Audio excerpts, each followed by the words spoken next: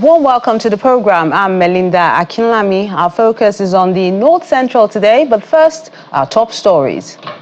The Senate has passed the National Anti-Doping Bill, which seeks to domesticate the UNESCO Convention Against Doping in Sports to establish the National Anti-Doping Center in compliance with the World Anti-Doping Code, amongst other things. The upper legislative chamber passed the bill for the third time after the adoption of a report presented by the chairman of the committees on sports development and judiciary, human rights and legal matters, Senator Suleiman Abdurrahman, on the National Anti-Doping Bill 2024. The executive bill, which now makes it compulsory for Nigeria to domesticate the treaty, has scaled third reading. 3 passengers plying Biu-Damaturu Road in Benue State have been killed after they were abducted by suspected Boko Haram insurgents recently. This is according to one of the victims' relatives, who says the incident occurred near a border between Yobe and Benue State. The Secretary of the Christian Association of Nigeria in the state, Reverend Ibrahim Abako, has condemned the incident, calling on the government, especially security operatives, to redouble their efforts against the insurgents. As part of efforts to stem the tide of insecurity in the country, the military says 9,303 terrorists have been neutralized between May 2023 and June this year. Addressing a joint news conference of security operatives in Abuja, the Director, Defense Media Operations, Major General Edward Buba, announced the rescue of over 4,600 kidnapped victims. General Buba equally disclosed that 6,988 terrorists and their families surrendered to troops in various theater operations. The Cross River State government has marked the World Environment Day with a symbolic tree planting exercise and a visit to erosion sites across the state capital, Calabar, by the Ministry of Environment. Moving through the 12-kilometer carnival routes, the team enlightened residents on the importance of promoting environmental hygiene. The state government has reiterated that there is an increased need to care for the environment in order to tackle the enormous crisis accompanied by climate change and other human activities. The Federal Operations Unit Zone B of the Nigeria Customs Service has intercepted pangolin scales from smugglers during an operation in Benue State.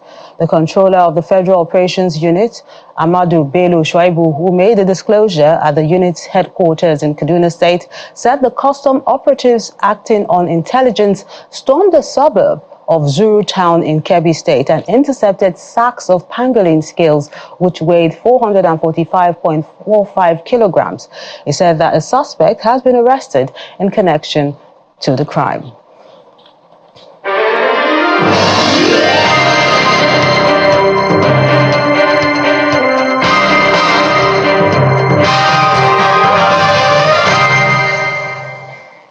The Senate has asked the federal government to strengthen regulation on mining activities in line with international best practices and deploy adequate security to mining communities to prevent further intrusion by informal miners.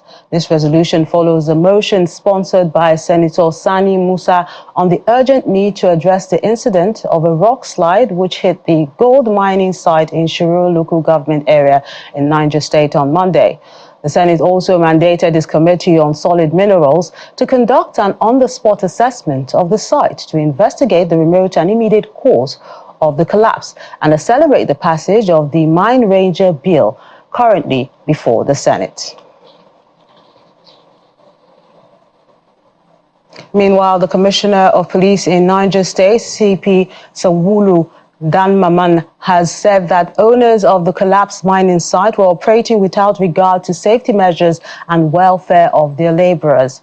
He said a visit to the site has revealed that there is no ambulance, medical kit or personnel to care for the workers in case of emergencies. He was speaking to Channels Television in an exclusive interview shortly after a visit to the site on a fact-finding mission.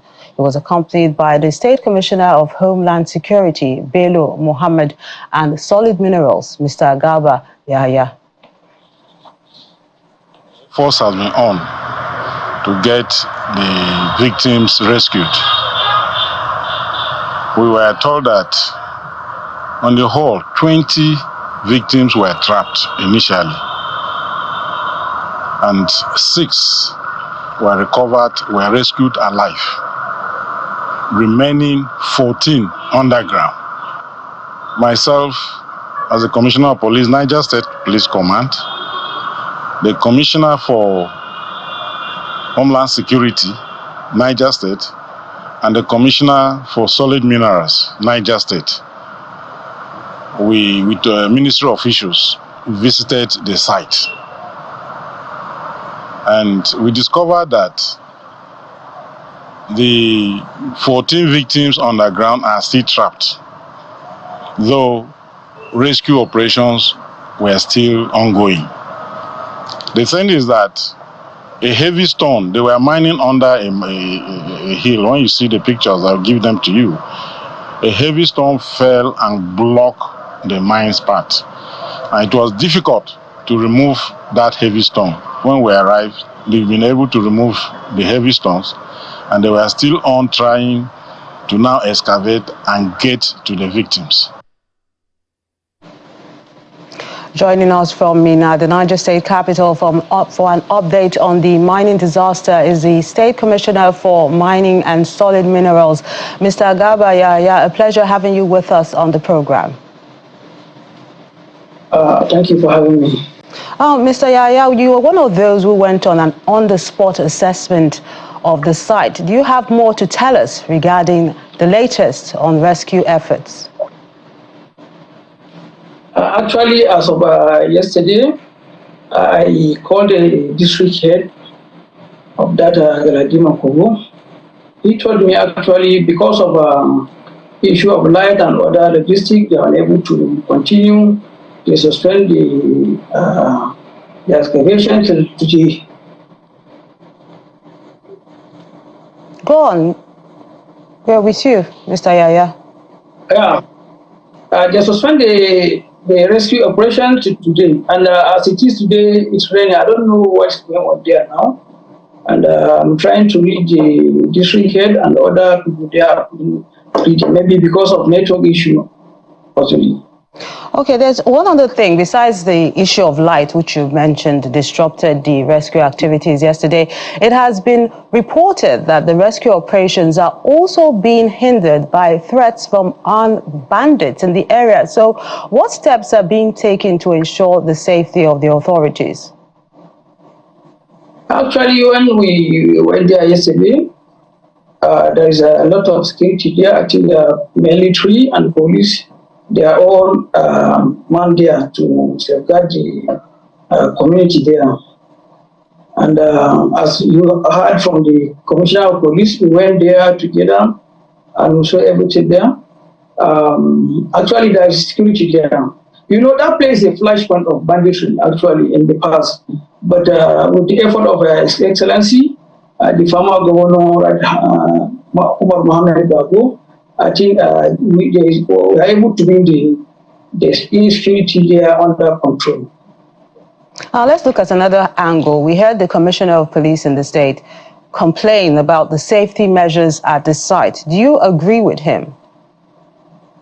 Yeah, actually, I agree with him. There is no safety, no ambulance, nothing for it. I even asked the village head if there's any assistance or provision of amenities there by the company. He told me nothing has been done to the community. They are just manning there. When this guy came to our office, and we told him there is suspension of money because of insecurity in that area. He told us that it's not money, it's just a new exploration there. Now, as the commissioner in charge of mining and solid minerals, will there be a team to ensure that other sites are safety compliant to prevent this kind of disaster? Yeah, actually, task force has been formed, have been constituted actually, and anywhere from now, they will see into action. And myself and Homeland Security will be part of those team. So we'll make sure any other places that there's illegal miners or any company that didn't comply with the directive of His Excellency, we are going to arrest him and close the site. Well, the government has pledged a thorough investigation into the cause of the collapse. Even the Senate is sending a delegation to decide to make an assessment as well. Can you tell us how this will be conducted? Actually, there is a team of policemen in the CID. They are conducting the investigation, and I told them they should be with our engineers in the ministry so that they are the experts in that field, so that they can get more and they will assist them in that aspect. Now, what support systems are being put in place for the families of the victims? I know they are really devastated at this time. Actually, yesterday we went on behalf of His Excellency. Excellency is away is in Abuja for another engagement. So on his behalf, myself and Homeland Security and Commissioner of Police will get there. We commiserate with the community. And today, His Excellency is going to meet the family and anything that needed to be done. The Commissioner for Mining and Solid Minerals, Mr. Garba Yahya, a pleasure sharing your thoughts with us on the program. Thank you for having me. The agricultural sector has been identified as crucial in the overall development of a nation, considering the connection between food and national security. This is the focus of a seminar organized for stakeholders in the Operation Safe Haven area, which covers Plateau, some parts of Bauchi, and Kaduna states. The seminar, which was held at the headquarters of the 3 Division of the Nigerian Army in Jos, the Plateau State capital, is part of the non-kinetic approach to ensure peace in the joint operations area for a successful farming season. It is a fact that as part of the non-kinetic approach for a peaceful existence among the people in some north-central states, Operation Safe Haven has organized a seminar for critical stakeholders in order to have a successful farming season in its joint operations area, which cuts across the entire 17 local government areas of Plateau, 5 local government areas in Kaduna, and 2 local government areas in Benue State. Setting the tone for participants, the General Officer commanding 3 Division and Commander Operation Safe Haven, Major General Abdul Salam Abubakar, emphasizes the importance of agricultural sector to the nation's development. He warns criminal elements not to disrupt the farming season. The fact that the agricultural sector remains crucial to the overall development of any state or nation needs no further emphasis.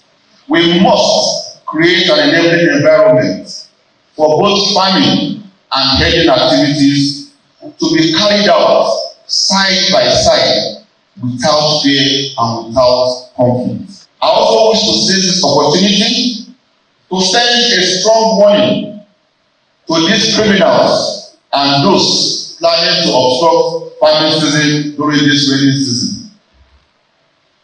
Operation Safe Haven will not hesitate to deal decisively in line with extant laws with anyone planning to disrupt farming season or cause mayhem. Let us all be preachers and lovers of peace, both in words and in action.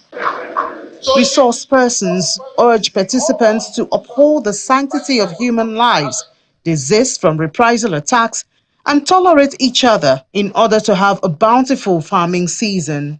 If you disrupt the farming season, hunger will finish us by the time we come into harvest. Please let us put this into very good context. So the current level of insecurity and anxiety underscore the necessity for a paradigm shift, which is what we are doing. But the reality is that we require each other. As a people, nobody is going anywhere in this country. We are one Nigeria. Get it very clear.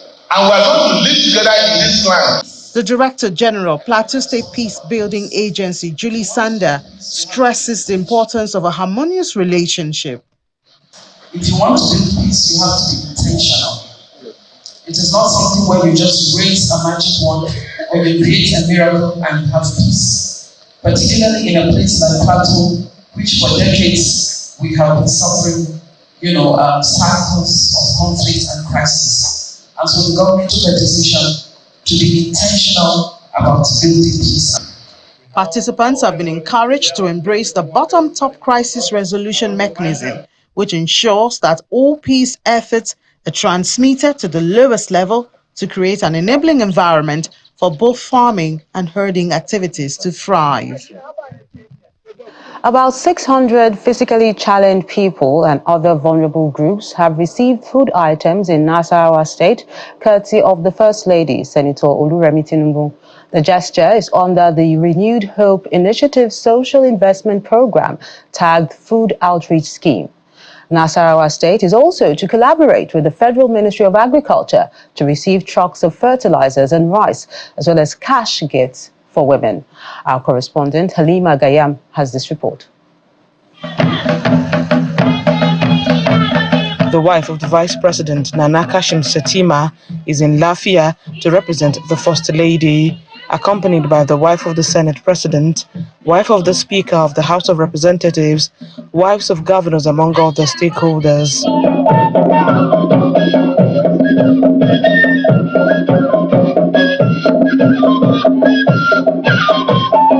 It's a gesture that the beneficiaries want to be sustained to alleviate their suffering. A scheme like this of palliative, it goes a long way in alleviating the plight of vulnerable. Indeed, it is a great gesture. Nasarawa State government says it will continue to distribute palliatives to more vulnerable households.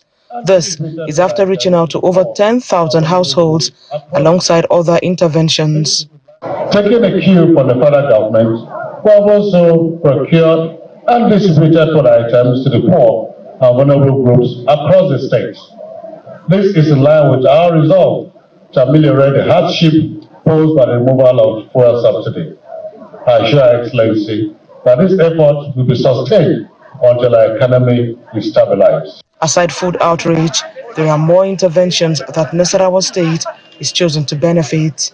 I am pleased to inform you that the Federal Ministry of Agriculture, in collaboration with Renewed Hope Initiative, have concluded plans to donate a truck loaded of fertilizers and bags of rice to each state, starting here in Nasarawa State as our first beneficiary. Also, the Renewed Hope Initiative Governing Council has graciously approved a grant of 50,000 naira to 1,000 women in each state as part of our Women Economic Empowerment Program. The government says a variety of interventions in health, education, agriculture, economic empowerment and social investment programs, among others, are being planned for different parts of the country to ease the impact of the recent policies of government. Halima Agayam, Channel Television News. The Nigerian Army Education Corps says it will latch on the experience of retired generals to attain its core mandate of protecting and enhancing the security of lives and properties. The Army Education Corps Commander, Major General Bello Soho, disclosed this during the pulling out ceremony for 16 retired generals at the Isobi Cantonment in Ilorin, Kwara State, just as it announced that local fabrication of products has helped the fight against insecurity in the country.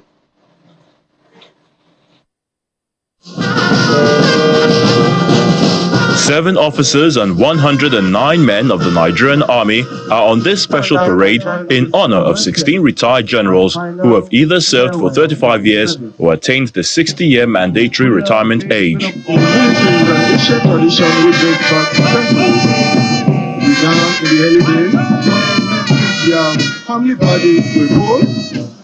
Looking back at their achievements, they express satisfaction and joy with their achievements and grateful for the honor bestowed on them, with an advice for those still in active service. Our sojourn in the Nigerian Army offered us the opportunity to serve our dear nation in different capacities.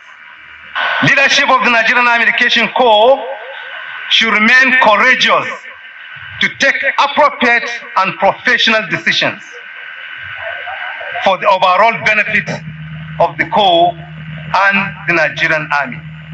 The leadership of the Nigerian Army Education Corps says it will take the council seriously.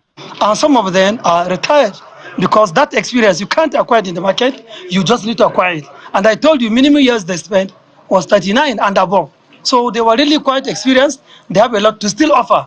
And I personally, as the commander of the Corps, I'm already leveraging on their individual and collective experiences with a view to moving the Nigerian Education Corps forward. The Army also held its second quarter conference and Maiden Research Development, where it showcased various products manufactured by students of military schools. According to the representative of the Chief of Army Staff, these products have been helpful in the fight against abduction. Nigerian Army is very engaging. Nigerian Army is very supportive of innovation amongst its personnel, and hopefully in no too distant future, these products that you see here will be marketable and things that will support operations for Nigeria's sake, and particularly for the peace and security of Nigeria. The Army believes the products being created by students in its schools across the country will soon be useful in the fight against insurgency. The Benue State National Assembly All Progressives Congress caucus, led by the Senate Committee Chairman on Rules and Business, Mr. Titus Yam, has called on the Benue State Governor, Hyacinth Alia, to collaborate with them in empowering farmers in the state as a deliberate policy to achieve food sufficiency. Senator Zam made the call when he led some members of the caucus and party leaders to flag off the distribution of fertilizer, herbicides, insecticides, and other farm inputs to his constituents of the Benue Northwest Senatorial District in Makurdi, the state capital.